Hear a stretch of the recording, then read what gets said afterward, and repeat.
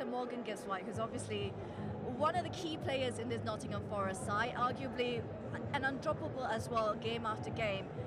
There's been talks of him being linked away from the club for a couple of transfer windows now. Is it a matter of when rather than if Morgan Gibbs-White will stay?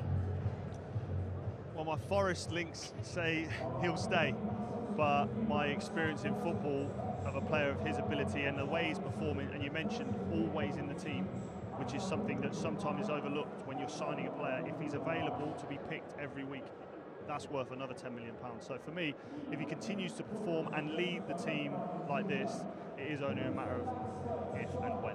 But it is a big temptation considering the value that he's being touted at 80, 90 million.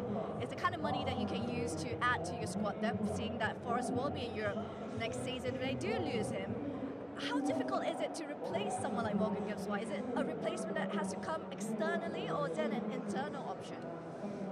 I think we talked about how quickly the transition has been from a team fighting relegation to a team to be at the top of the league. So I think to have that turnaround so fast, I don't think the squad depth is quite there yet. So for me, it's going to have to come from an external sign-in, and one that I think Nuno will get right if and when it happens. But that'll be all depend on how much they can spend, whether in the Europa League, the Conference League, the How many bodies would you see in terms of squad depth? How much do they need to add into in order to compete in Europe at a decent level? Again, for me, another 5 or 6 players over the summer, and I think to stay at that level, and like I say, because it's been such a fast change around and trajectory, they're going to need to add quickly, because otherwise, I don't want to say this season has been not a flash, but you are in danger if you don't continue to get that squad and lift the playing level better every year on year, then it almost starts to fall away, just in a cycle as football goes. That's what they say, isn't it? You have to build from a position of strength.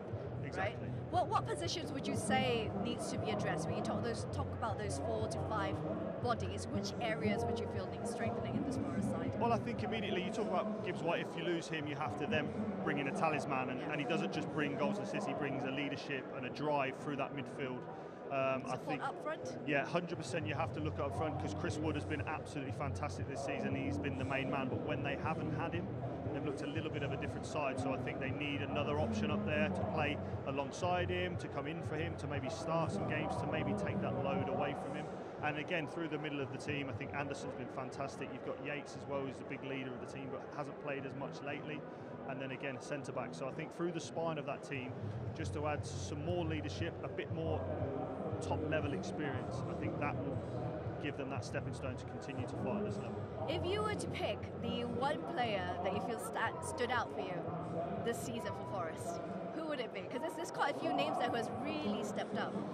Well, you look at the attacking side of the team, your Alangas, your Hudson-Odois, your Chris Woods, your Morgan Gibbs-White. They're the names that everyone wants to see. They're the ones that create the chances. They're the ones that put the smiles on the faces and the bums on the seats. But Murillo at the back, for me, being a centre-back and watching him play with the freedom he has, and the way he starts attacks, the way he breaks them up, the way he calmly leads this team from the back, has been remarkable for me, and his form has been a standout. Yeah, I think that back four has got to be one of the best defensive side in this Premier League season, really.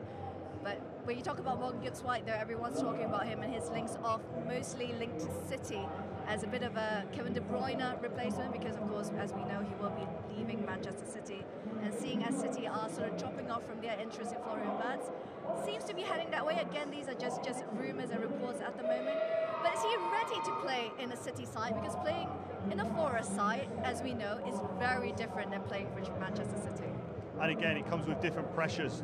But I think with Morgan Gibbs-White, have you seen he's come here, he's started to play with better players, his level then rises. And there's no disrespect, the gap between the two teams in City and Forest at the moment is a fairly big one, regardless of the points tally. I think if he goes and plays and is surrounded by the players that they have at City, I think he can go to another level. Can he suit their system though? Because City is a very systemic sort of team. He thrives off freedom and that creativity. Yeah, definitely so. And I think you saw Phil Foden's freedom last season. It came with goals and assists, but this season he's been a bit more regimented in his right-hand side and the way he's had to fill into that role. So I think City, we mentioned transition here, I think City are in a little bit of a position where they're going to have to add players to the team. We're going to have to change a little bit of how that's got them success over the last few years, and he could be the catalyst for all that change.